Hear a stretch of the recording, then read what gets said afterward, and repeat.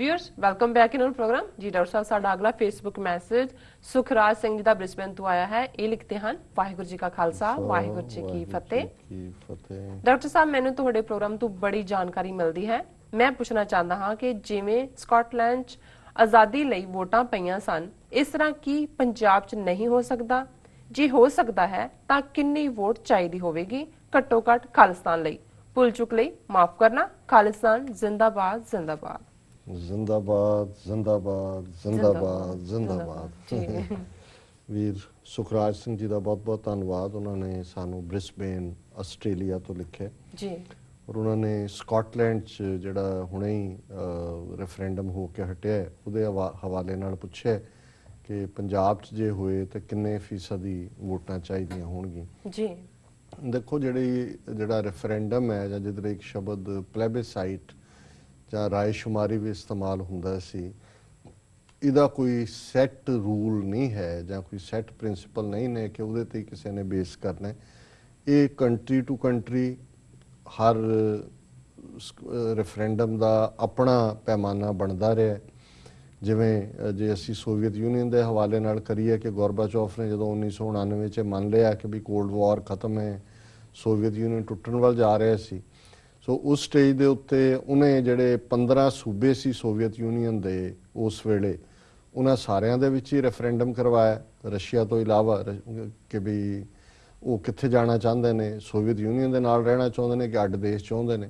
ਉਹਨਾਂ ਸਾਰਿਆਂ ਨੇ ਹੀ ਅੱਡ ਦੇਸ਼ ਦੇ ਹੱਕ ਦੇ ਵਿੱਚ ਜਿਹੜੀ ਹੈ ਉਹ ਵੋਟ ਪਾਈ ਔਰ ਉਹਦੇ 'ਚ ਜਿਹੜਾ ਉਹਨਾਂ ਨੇ ਉਹਨਾਂ ਨੂੰ ਪੀਸਫੁਲੀ ਸੈਪਰੇਟ ਕਰ ਦਿੱਤਾ। ਉਹਨਾਂ ਦੇ ਵਿੱਚ ਸਾਰੀਆਂ ਬਾਲਟਿਕ ਸਟੇਟਾਂ ਸੀ, ਲਿਥੁਆਨੀਆ, ਲਾਤਵੀਆ, ਐਸਟੋਨੀਆ, यूक्रेन इत्यादक, ये सारे ही जिन्ने अजरबाईजान, कजाकिस्तान, तुर्कमानिस्तान, ये सारे ही सोवियत यूनियन का हिस्सा सी। So over couple of months ये सारे रेफरेंडम सोवियत यूनियन 15 देशों के टुट गया। सो ये उन्हों का गोरबाचोफ का एक बड़ा अच्छा अमल सी कि बजाय उन्होंने खूनी बनाने दे इस तरीके दे नाल होया। ਹੁਣ ਇਸੇ ਤਰ੍ਹਾਂ ਕੁਛ ਜਿਹੜੇ ਨੇ ਜਿਵੇਂ ਈਸਟ ਤੈਮੂਰ ਜਿਸ ਦੇ ਉੱਤੇ ਇੰਡੋਨੇਸ਼ੀਆ ਦਾ ਕੰਟਰੋਲ ਸੀ ਕਈ ਦਹਾਕਿਆਂ ਤੋਂ ਤੇ ਚਰਚ ਕਾਫੀ ਪਾਵਰਫੁਲ ਸੀ। ਉਹਨਾਂ ਨੇ ਕਿਹਾ ਕਿ ਹੁਣ ਇੰਡੋਨੇਸ਼ੀਆ ਮੁਸਲਮਾਨ ਮੈਜੋਰਿਟੀ ਮੁਲਕ ਹੈ। ਉਹਨਾਂ ਨੇ ਕਿਹਾ ਜੀ ਨਹੀਂ ਇਹ ਤਾਂ ਅੱਡ ਚਾਹੁੰਦੇ ਨੇ। ਈਸਟ ਤੈਮੂਰ ਦੇ ਵਿੱਚ ਜਿਹੜਾ ਰੈਫਰੈਂਡਮ ਹੋਇਆ ਉਹ ਯੂਨਾਈਟਿਡ ਨੇਸ਼ਨਸ ਦੀ ਸੁਪਰਵਿਜ਼ਨ ਥੱਲੇ ਹੋਇਆ। ਸੋਵੀਅਤ ਯੂਨੀਅਨ ਵਾਲਾ ਤਾਂ ਖੁਦ ਉਹਨਾਂ ਨੇ ਕੀਤਾ, ਸੋਵੀਅਤ ਯੂਨੀਅਨ ਦੀ ਗਵਰਨਮੈਂਟ ਨਹੀਂ। ਸੋ ਈਸਟ ਤੈਮੂਰ ਦੇ ਵਿੱਚ ਜਿਹੜਾ ਯੂਨਾਈਟਿਡ ਨੇਸ਼ਨਸ ਨੇ ਆਪਣਾ ਆਬਜ਼ਰਵਰ ਭੇਜਿਆ, ਟਰਮਸ ਉਹਨਾਂ ਨੇ ਤੈਅ ਕੀਤੀਆਂ, ਉਹਨਾਂ ਨੇ ਡਿਸਾਈਡ ਕੀਤਾ ਕਿ ਜੀ ਅਸੀਂ ਇੰਡੋਨੇਸ਼ੀਆ ਦੇ ਨਾਲ ਨਹੀਂ ਰਹਿਣਾ ਔਰ ਇੰਡੀਪੈਂਡੈਂਟ ਬਣ ਗਏ।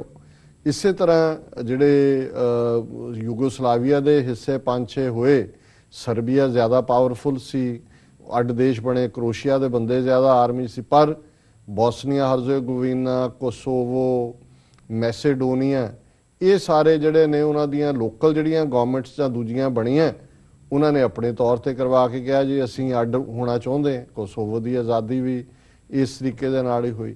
ਸਕਾਟਲੈਂਡ ਦੇ ਮਾਮਲੇ 'ਚ ਕਿਉਂਕਿ 307 ਸਾਲ ਤੋਂ ਯੂਨੀਅਨ ਸੀ ਸਕਾਟਲੈਂਡ ਦੀ, ਇਹ ਸਮਝੌਤਾ ਹੋਇਆ ਜਿਹੜੀ ਉਹਨਾਂ ਦੀ ਸਕਾਟਿਸ਼ ਨੈਸ਼ਨਲਿਸਟ ਪਾਰਟੀ ਸੀ ਸਕਾਟਲੈਂਡ ਦੀ ਔਰ ਜਿਹੜੀ ਮੇਨ ਯੂਕੇ ਦੀ ਗਵਰਨਮੈਂਟ ਹੈ ਉਹਨਾਂ ਦੇ ਵਿਚਾਲੇ ਕਿ ਜੀ 2014 ਦੇ ਵਿੱਚ ਇਹ ਹੋਏਗਾ, ਆਹ ਟਰਮਸ ਹੋਣਗੀਆਂ ਕਿ ਇਸ ਦੇ ਥੱਲੇ ਉਹਦੇ ਸਿਰਫ ਯਸ ਜਾਂ ਨੋ ਹੋਏਗਾ ਕਿ ਵੀ ਜਾਂ ਸਕਾਟਲੈਂਡ ਅੱਡ ਦੇਸ਼ ਬਣੇਗਾ ਜਾਂ ਇੰਗਲੈਂਡ ਦੇ ਨਾਲ ਰਹੇਗਾ, ਕੋਈ ਵੱਧ ਅਧਿਕਾਰ ਜਾਂ ਦੂਜਾ ਤੀਜਾ ਨਹੀਂ ਇਸ ਕਿਸਮ ਦਾ। ਸੋ ਅਸੀਂ ਸਮਝਦੇ ਹਾਂ ਕਿ ਪੰਜਾਬ ਦੇ ਮਾਮਲੇ 'ਚ ਸੋ ਇਹਦੇ 'ਚ ਵੀ ਜ਼ਾਹਰ ਹੈ ਜਿਹੜਾ ਲੇਟੈਸਟ ਸਕਾਟਲੈਂਡ ਦਾ ਕਰੀਏ ਸੋ ਈਵਨ 1% ਦੇ ਨਾਲ ਵੀ ਜੇ 51-49 ਵੀ ਹੁੰਦਾ ਤੇ ਜਿਹਦੇ ਕੋਲ 51% ਵੋਟਾਂ ਨੇ ਉਹਨਾਂ ਨੂੰ ਉਹ ਹੱਕ ਸੀ। ਹਾਂ ਇਹਦੇ 'ਚ ਜਿਵੇਂ ਕੁਛ ਬਾਲਟਿਕ ਸਟੇਟਾਂ 'ਚ ਜਾਂ ਈਵਨ ਸਕਾਟਲੈਂਡ ਦੇ ਮਾਮਲੇ 'ਚ ਤਾਂ ਨਹੀਂ ਹੋਇਆ, ਈਸਟ ਹਾਂ ਜਿਵੇਂ ਸਾਊਥ ਸੁਡਾਨ ਦੇ ਵਿੱਚ ਹੋਇਆ। ਹੁਣ ਸਾਊਥ ਸੁਡਾਨ ਦੇ ਵਿੱਚ ਕਿ ਵੀ ਉਹ ਸੁਡਾਨ 'ਚ ਰਹਿਣਾ ਚਾਹੁੰਦੇ ਨੇ ਕਿ ਨਹੀਂ, ਪਰ ਉਹਦੇ 'ਚ ਜਿਹੜੇ ਸਾਊਥ ਸੁਡਾਨੀ ਮੂਲ ਦੇ ਬਾਹਰਲੇ ਮੁਲਕਾਂ ਦੇ ਵਿੱਚ ਸਿਟੀਜ਼ਨ ਸੀ ਉਹਨਾਂ ਨੂੰ ਵੀ ਵੋਟ ਦਾ ਹੱਕ ਮਿਲਿਆ। ਅਮਰੀਕਾ ਦੇ ਵਿੱਚ ਵੀ ਉਹਨਾਂ ਦੇ ਬੂਥ ਬਣੇ ਔਰ ਸਾਊਥ ਸੁਡਾਨ ਦੇ ਲੋਕਾਂ ਨੇ ਵੀ ਫੈਸਲਾ ਕੀਤਾ ਵੀ ਅਸੀਂ ਅੱਡ ਹੋਣਾ। ਸੋ ਅਸੀਂ ਸਮਝਦੇ ਹਾਂ ਕਿ ਪੰਜਾਬ ਦੇ ਮਾਮਲੇ 'ਚ ਕਿਉਂਕਿ ਖਾਲਿਸਤਾਨ ਇੱਕ ਸਿੱਖ ਹੋਮਲੈਂਡ ਦੇ ਤੌਰ ਤੇ ਐਮਰਜ ਹੋਏਗਾ, ਸੋ ਉਹਦੇ 'ਚ ਵੋਟ ਦਾ ਹੱਕ ਇਹਦੇ 'ਚ ਜ਼ਾਹਰ ਹੈ ਵੀ ਹਰ ਸਿੱਖ ਜਿਹੜਾ ਹੈ ਭਾਰਤ ਦੇ ਨਕਸ਼ੇ ਦੀ ਕੈਦ ਤੋਂ ਬਾਹਰ ਹੈ, ਡਾਇਸਪੋਰਾ ਸਿੱਖ। ਉਹਨਾਂ ਜਿਵੇਂ ਜੂਇਸ਼ ਨੇਸ਼ਨ ਬਣਾਉਣ ਦੇ ਲਈ, ਇਜ਼ਰਾਈਲ ਬਣਾਉਣ ਦੇ ਲਈ ਜਾਂ ਉੱਥੇ ਜਾ ਕੇ ਸੈਟਲ ਹੋਣ ਦਾ ਹੱਕ ਹਰ ਯਹੂਦੀ ਨੂੰ ਸੀ, ਅਸੀਂ ਸਮਝਦੇ ਹਾਂ, ਜਿਵੇਂ ਸਾਊਥ ਸੁਡਾਨ ਦੇ ਮਾਮਲੇ 'ਚ ਉਹਨਾਂ ਨੂੰ ਵੋਟ ਦਾ ਹੱਕ ਸੀ। ਜਿਹੜੇ 4 ਮਿਲੀਅਨ ਸਿੱਖ ਭਾਰਤ ਦੇ ਨਕਸ਼ੇ ਦੀ ਕੈਦ ਤੋਂ ਬਾਹਰ ਨੇ ਜੀ, ਉਹਨਾਂ ਨੂੰ ਵੀ ਉਸ ਦੇ ਵਿੱਚ ਰਾਈਟ ਹੋਏਗਾ। ਔਰ ਕੱਲਾ ਅੱਜ ਦਾ ਪੰਜਾਬ ਜਿਹੜਾ ਲਗਭਗ 50,300 ਸਕੁਅਰ ਕਿਲੋਮੀਟਰ ਟੈਰੀਟਰੀ ਹੈ, ਉਹੀ ਨਹੀਂ, ਨਾਲ ਲੱਗਦੇ ਜ਼ਿਲ੍ਹਿਆਂ ਦੇ ਜਿਨ੍ਹਾਂ ਦੇ ਵਿੱਚ ਗੰਗਾਨਗਰ, ਹਨੂਮਾਨਗੜ੍ਹ ਦੇ ਰਾਜਸਥਾਨ 'ਚ ਨੇ, ਇਧਰ ਸਿਰਸਾ ਅੰਬਾੜੇ ਦੇ ਜਿਹੜੇ ਸਿੱਖ ਮੈਜੋਰਟੀ ਇਲਾਕੇ ਨੇ, ਹਿਮਾਚਲ ਦੇ ਉਹ ਇਲਾਕੇ, ਨਾਲਾਗੜ੍ਹ, ਪੰਜੌਰ ਜਿਹੜੇ ਚੁੱਕੇ ਹਿਮਾਚਲ ਨੂੰ ਦਿੱਤੇ ਹੋਏ ਨੇ। ਸੋ ਜਿਹੜੀ ਸਿੱਖ ਹੋਮਲੈਂਡ ਦੀਆਂ ਨੈਚੁਰਲ ਬਾਉਂਡਰੀਜ਼ ਬਣਦੀਆਂ ਨੇ, ਜਿਨ੍ਹਾਂ ਦੇ ਵਿੱਚ ਸਮੁੰਦਰ ਤੱਕ ਐਕਸੈਸ ਹੈ, ਔਰ ਮੈਜੋਰਟੀ ਸਿੱਖ ਏਰੀਆ ਇੱਕ ਥਾਂ ਤੇ ਇਕੱਠੇ ਨੇ, ਔਰ ਉਹਨਾਂ ਨੂੰ ਜਿਹੜਾ ਕਰਨ ਦਾ, ਸੋ ਜ਼ਾਹਰ ਹੈ ਵੀ ਉਹਦੇ ਲਈ ਵੀ ਜਿਹੜਾ ਤੌਰ ਤਰੀਕਾ ਹੈ, ਜਿਵੇਂ ਸਕਾਟਲੈਂਡ 'ਚ ਹੋਇਆ ਕਿ ਵੀ ਹਿੰਦੁਸਤਾਨੀ ਫੌਜ ਪੰਜਾਬ ਤੋਂ ਔਰ ਸਿੱਖ ਮੈਜੋਰਟੀ ਏਰੀਆ 'ਚੋਂ ਬਾਹਰ ਨਿਕਲੇਗੀ, ਯੂਨਾਈਟਿਡ ਨੇਸ਼ਨਸ ਦੇ ਆਬਜ਼ਰਵਰ ਉੱਥੇ ਬੈਠਣਗੇ, ਹਿੰਦੁਸਤਾਨ ਦੀ ਹਕੂਮਤ ਔਰ ਉਹਨਾਂ ਦੇ ਜਿਹੜੇ ਅੱਗੋਂ ਨੇ ਟੌਂਟ ਬਟੌਂਟ, ਉਹਨਾਂ ਨੂੰ ਵੀ ਹੱਕ ਹੋਏਗਾ ਵੀ ਉਹ ਆਪਣਾ ਪ੍ਰਚਾਰ ਕਰਨ।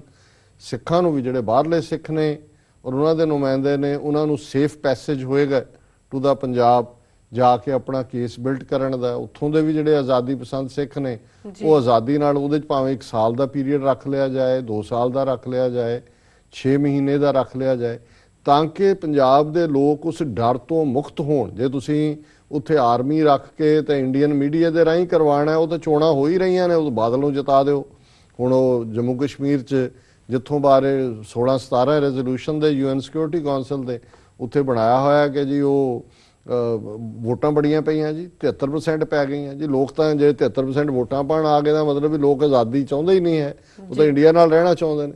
ਉਹਨੂੰ ਕਹੋ ਜੇ ਤੁਹਾਨੂੰ ਇਹ ਸ਼ੋਰ ਹੋਏ ਨਾ ਕਿ ਵੀ 73% ਲੋਕ ਤੁਹਾਡੇ ਨਾਲ ਰਹਿਣਾ ਚਾਹੁੰਦੇ ਨੇ, ਤੁਸੀਂ ਕੱਲ ਪਲੇਬਿਸਾਈਡ ਕਰਾਇਆ ਹੋਇਆ, ਤੁਸੀਂ ਯੂਨਾਈਟਿਡ ਨੇਸ਼ਨ ਨੂੰ ਕਿਹਾ ਹੋਇਆ ਜੀ ਲਿਆਓ ਆਪਣੇ ਆਬਜ਼ਰਵਰ, ਪੁੱਛੋ ਜੀ। ਔਰ ਇਹ ਡਿਬੇਟ, ਇਹ ਆਰਗੂਮੈਂਟ ਕਈ ਥਾਂ ਤੇ, ਮੈਨੂੰ ਯਾਦ ਹੈ ਇੱਥੇ 1992 ਜਦੋਂ ਬਾਬਰੀ ਮਸਜਿਦ ਢਾਈ 6 ਦਸੰਬਰ ਨੂੰ, ਉਹ ਦਿਨ ਵੀ ਆ ਰਿਹਾ, ਤੇ ਇੱਥੇ ਇੱਕ ਬੜਾ ਪਪੂਲਰ ਥਰਡ ਵਰਲਡ ਬ੍ਰਾਡਕਾਸਟਿੰਗ ਦਾ ਚੈਨਲ ਸੀ, ਉਹਦੇ ਉੱਤੇ ਇੱਕ ਡਿਬੇਟ ਹੋਈ। ਮੈਨੂੰ ਵੀ ਉਹਨਾਂ ਨੇ ਇਨਵਾਈਟ ਕੀਤਾ ਹੈ। ਅੱਜ ਕੱਲ੍ਹ ਉਹ ਬੜਾ ਵੱਡਾ ਜਰਨਲਿਸਟ ਹੈ ਇੰਡੀਆ 'ਚ, ਸਿਧਾਰਥ ਵਰਦਰਾਜਨ ਜੀ। ਉਹ ਉਦੋਂ ਕੋਲੰਬੀਆ ਯੂਨੀਵਰਸਿਟੀ 'ਚ ਜਿਹੜਾ ਉਹ PhD ਕਰਦਾ ਸੀ, ਉਹ ਪ੍ਰੋਗਰੈਸਿਵ ਸਟੂਡੈਂਟ ਯੂਨੀਅਨ ਸੀ, ਉਹਦੇ ਵੱਲੋਂ ਆਇਆ। ਇੱਕ ਸ਼ੰਕਰਾਚਾਰੀਆ ਕੋਈ ਛੋਟਾ ਮੋਟਾ ਲੱਭ ਕੇ ਲਿਆ, ਇੱਕ ਇਸਮਾਈਲੀ ਟ੍ਰਿਨੀਡੈਡ ਦਾ ਲੱਭ ਕੇ ਲਿਆਏ, ਤੇ ਇੱਕ ਜਿਹੜੀ ਹੈ Times of India the correspondent ਸੀ, ਪਤਾ ਨਹੀਂ ਕਿਹੜੀ ਵਿਜ, ਰਿਮੀ ਵਿਜ ਕੇ ਕੀ, ਔਰ ਮੈਂ ਸੀ। ਹੁਣ ਉਹਦੇ ਡਿਬੇਟ ਦੇ ਵਿੱਚ ਗੱਲ ਕਰਦੇ ਕਰਦੇ ਮੈਂ ਕਿਹਾ ਵੀ ਇਹ ਬਾਬਰੀ ਮਸਜਿਦ ਤਾਂ ਇਹਨਾਂ ਨੇ ਟਾਈ ਕਦੇ ਨਹੀਂ ਬਣਾਉਣੀ ਹੈ। ਮੈਂ ਕਿਹਾ ਇਹ ਤਾਂ ਕਹਿ ਰਹੇ ਨੇ ਵੀ ਇਹ ਤਾਂ ਪਹਿਲੀ ਝਾਂਕੀ ਹੈ, ਮਥੁਰਾ ਕਾਂਸ਼ੀ ਬਾਕੀ ਹੈ।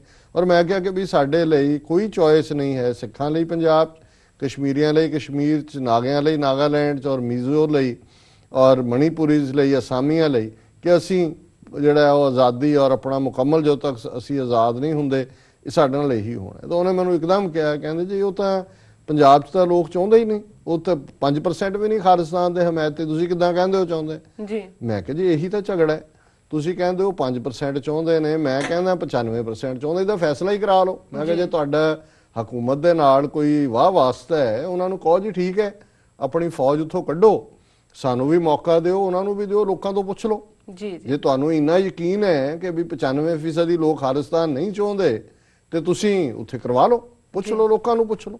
ਮੈਂ ਕਿਹਾ ਤੁਸੀਂ ਨਹੀਂ ਕਰਵਾਉਣਾ ਚਾਹੁੰਦੇ, ਨਹੀਂ ਕਰਵਾਉਂਦੇ, ਤੁਸੀਂ ਕਸ਼ਮੀਰ 'ਚ ਵੀ ਨਹੀਂ ਕਰਵਾਇਆ UN ਸਿਕਿਉਰਿਟੀ ਕੌਂਸਲ ਦੇ ਰੈਜ਼ੋਲੂਸ਼ਨਸ ਦੇ ਬਾਵਜੂਦ, ਇਸ ਲਈ ਵੀ ਤੁਹਾਨੂੰ ਪਤਾ ਹੈ ਵੀ ਲੋਕਾਂ ਨੇ ਤੁਹਾਡੇ ਨਾਲ ਨਹੀਂ ਰਹਿਣਾ, ਤੁਹਾਡੇ ਜ਼ੁਲਮ ਦੇ ਥੱਲੇ ਕੌਣ ਰਹਿਣ ਨੂੰ ਤਿਆਰ ਹੈ।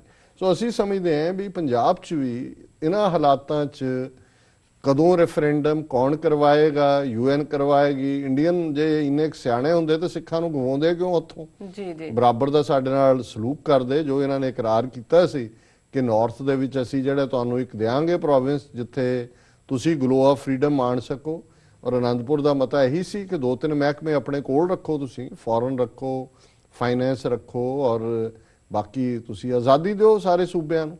ਤਾਂ ਉਹਨਾਂ ਨੇ ਸਾਡੀ ਨਸਲਕੁਸ਼ੀ ਤੋਂ ਬਾਅਦ ਨਸਲਕੁਸ਼ੀ ਕੀਤੀ। ਸੋ ਇਹ ਮੈਨੂੰ ਨਹੀਂ ਲੱਗਦਾ ਵੀ ਸਾਡੇ ਲਈ ਇਹ ਕਦੇ ਕੋਈ ਪੀਸਫੁਲ ਰਸਤਾ ਨਿਕਲੇਗਾ। ਸਾਨੂੰ ਤਾਂ ਜਿਹੜਾ ਹੈਗਾ ਉਹ ਸਰਕਮਸਟੈਂਸ ਹੀ ਬਣ ਗਏ ਯੂਗੋਸਲਾਵੀਆ ਦੀ ਤਰ੍ਹਾਂ ਕਿ ਜਿੱਥੇ ਫਿਰ ਜਿੰਨੇ ਘੋੜੇ ਜਿੱਥੇ ਇੱਧਰ ਭਜਾ ਲਏ, ਜਿੰਨਾ ਇਲਾਕਾ ਦੱਬ ਲਿਆ, ਕੋਈ ਸਰਬੀਆ ਬਣ ਗਿਆ, ਕੋਈ ਕਰੋਸ਼ੀਆ ਬਣ ਗਿਆ, ਜੋ ਉਹਨਾਂ ਨੇ ਵੱਡੇ ਵੱਡੇ ਜਿਹੜੇ ਨੇ ਉਹ ਇਲਾਕੇ ਹਥਿਆ ਲਏ, ਬਾਕੀਆਂ ਨੂੰ ਫਿਰ ਥੋੜੇ ਬਹੁਤ ਕੋਸੋਵੋ, ਮੈਸੇਡੋਨੀਆ, ਉਹ ਛੋਟੀਆਂ ਬੈਲਟਸ ਦੇ ਵਿੱਚੋਂ ਲੋਕ ਜਿਹੜੇ ਨੇ ਬਾਅਦ ਦੇ ਵਿੱਚ ਆਜ਼ਾਦ ਹੋਏ, ਕਿਉਂਕਿ ਉੱਥੇ ਹੈ ਹੀ ਗਿਣਤੀ ਉਹਨਾਂ ਦੀ ਸੀ। ਸੋ ਇਹਨਾਂ ਦਾ ਵੀਰ ਸੁਖਰਾਜ ਸਿੰਘ ਜੀ ਦਾ ਬਹੁਤ ਬਹੁਤ ਧੰਨਵਾਦ। ਉਹਨਾਂ ਨੇ ਸਾਨੂੰ ਲਿਖਿਆ ਜੀ ਡਾਕਟਰ ਸਾਹਿਬ ਸੁਣਾ ਲੈਣੇ ਔਰ ਚੰਗੀ ਗੱਲ ਹੈ ਵੀ ਸਿੱਖ ਇਸ ਲਾਈਨ ਦੇ ਉੱਤੇ ਸੋਚਦੇ ਨੇ ਸਾਡੇ ਯੰਗਸਟਰਸ ਖਾਸ ਕਰ ਜੀ ਜੀ ਡਾਕਟਰ ਸਾਹਿਬ ਸੁਣਾ ਲੈਣੇ ਬ੍ਰੇਕ ਵੀਅਰਸ ਤੁਸੀਂ ਕਿਤੇ ਨਹੀਂ ਜਾਣਾ ਮਿਲਦੇ ਆ ਛੋਟੇ ਜਿਹੇ ਵਕਫੇ ਤੋਂ ਬਾਅਦ